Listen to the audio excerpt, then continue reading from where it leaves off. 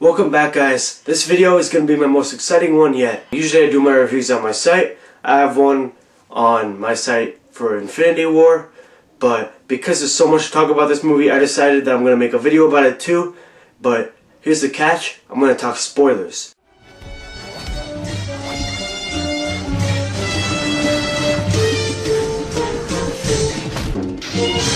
I tend to keep away from spoilers in my written reviews, so I decided since there's so much to talk about in Infinity War, why not just make a video about it, spoiling everything?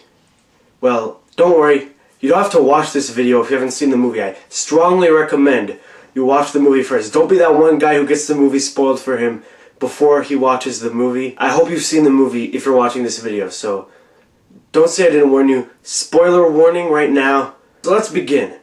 As you can see, I'm an enormous Marvel fan.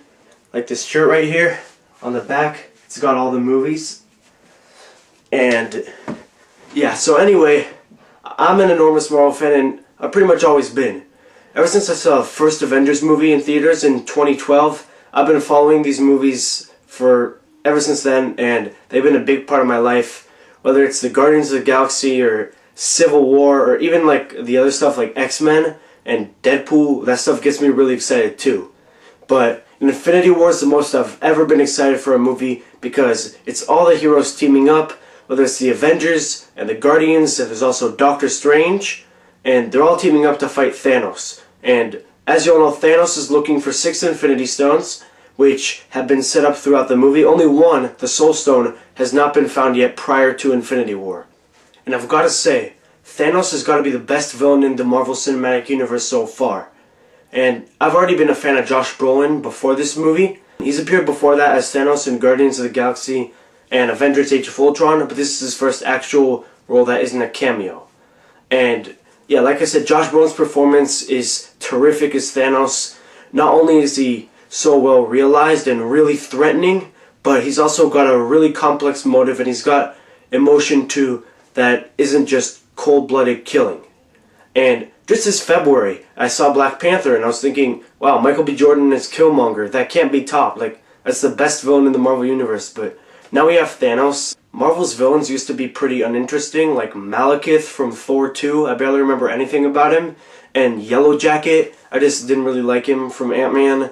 And Whiplash from Iron Man 2. They're just more uninteresting villains than interesting villains in the Marvel Universe.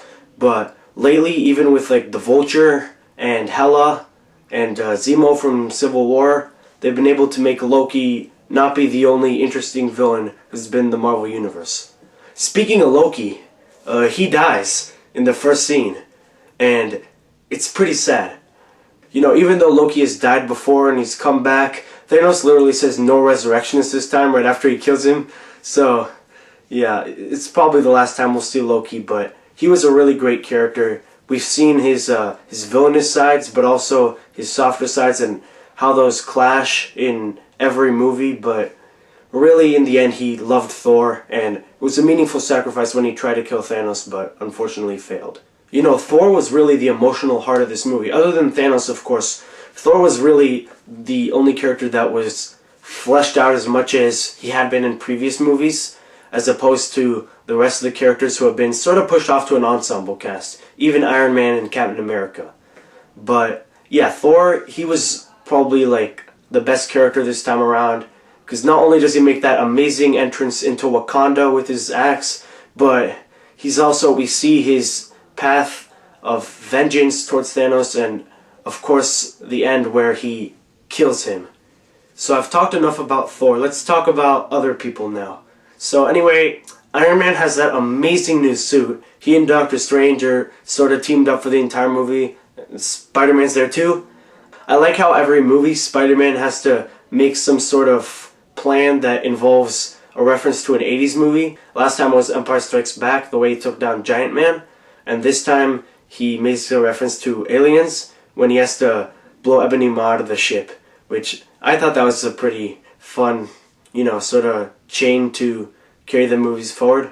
Maybe he'll do that again if, you know, he comes back.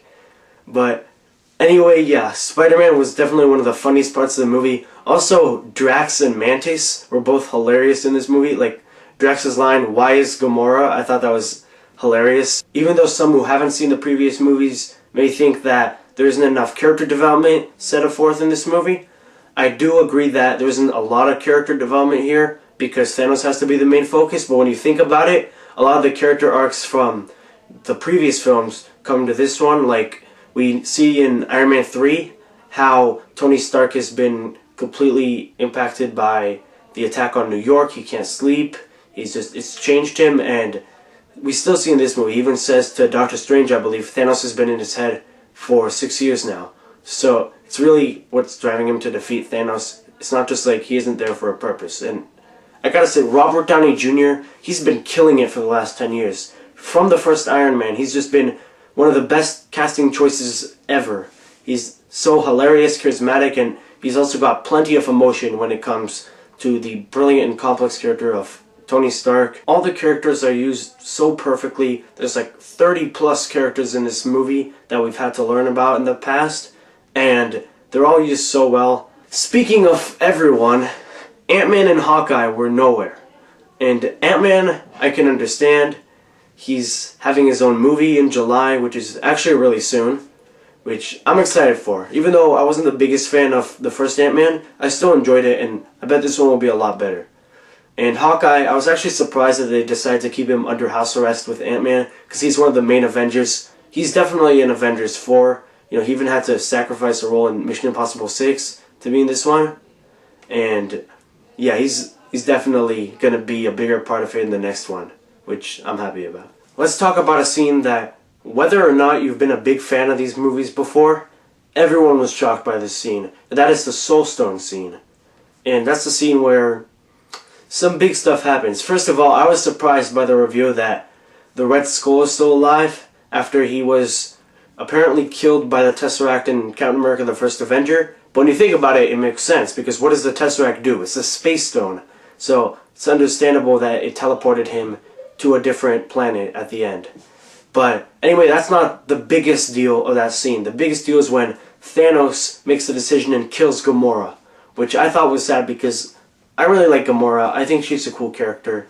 But even Thanos making that decision was sad for him because even though he killed all of the people, he does have stuff to lose. Doctor Strange, I think, may have had a plan when he gave the Time Stone to Thanos because, you know, if you look back, he said that he went into the future and looked at 14 million different possibilities and they only win one.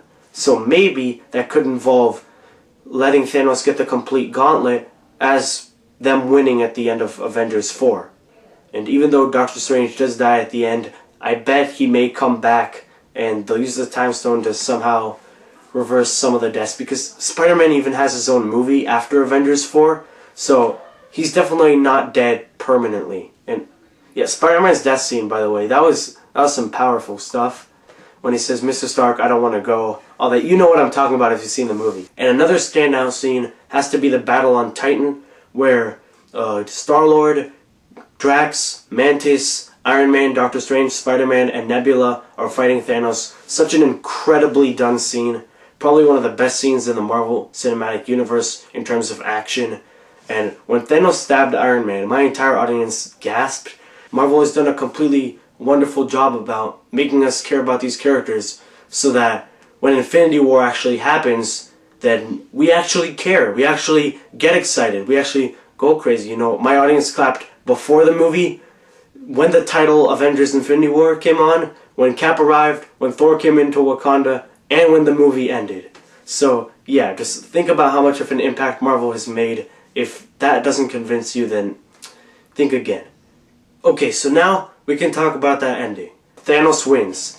For once, the Avengers lost, and the villain actually got his goal, which I thought was a big surprise. I thought maybe he'd get like 5 of the 6 stones at the end of this movie, but I thought they'd definitely kill Thanos before that.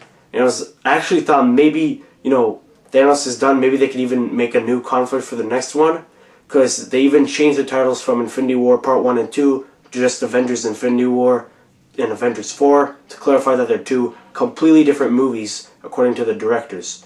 So I thought maybe Thor just killed Thanos, who knows, but then he snaps his fingers and a bunch of our heroes like Bucky, Black Panther, Doctor Strange, Star-Lord, Spider-Man, Falcon, they start disappearing. And it's sad. In that last shot, we see Thanos staring off into the sunset in some other planet maybe, and smiling because he's completed his goal. And anyway, I thought this was a really shocking ending.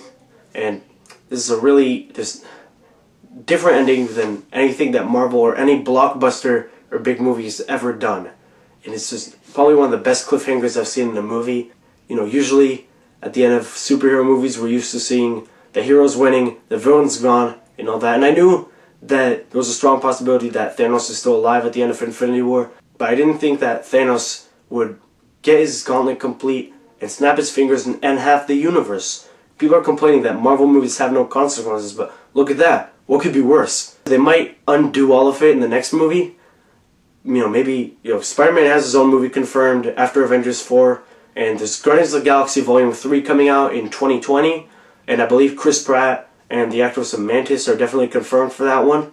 So, yeah, those characters are probably coming back. Black Panther, I think it's way too early in his success to kill him off. He just had his movie in February. It's like 9th highest grossing movie right now, and I think it's way too early to kill Black Panther off too. And Doctor Strange is probably going to be a big part of the Marvel Universe after Avengers 4 as well. But yeah, most of the characters left are just the main Avengers like Iron Man, Captain America, Thor, Hulk, and Black Widow. And there's also Nebula and War Machine, and I believe Okoye, Black Panther's general, is still alive too. And yeah, anyway, terrific ending. I have no idea what's going to happen in Avengers 4 because it's just such a great ending.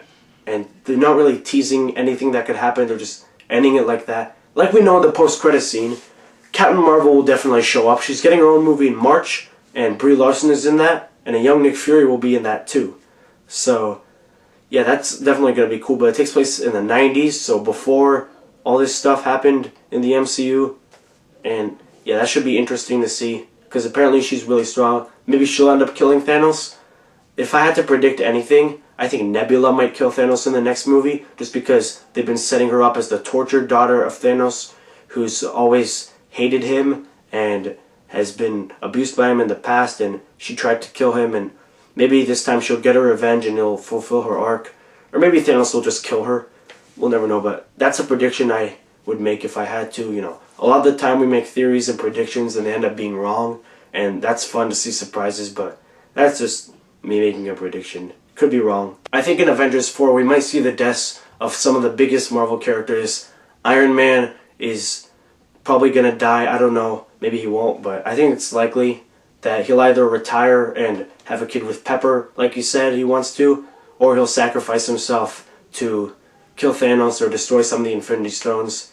In Captain America, Chris Evans' contract is over after Avengers 4. He said that he probably is done with superhero movies after that. So yeah, either he's retired or he's done. Bucky, his best friend, is dead, and maybe that will also lead to a sacrifice from him. And I think Vision and Gamora should definitely stay dead, as well as Loki. Like, the people who weren't killed by the Infinity Gauntlet should definitely stay dead. But other than that, I think we could have some characters coming back from the dead, like Spider-Man.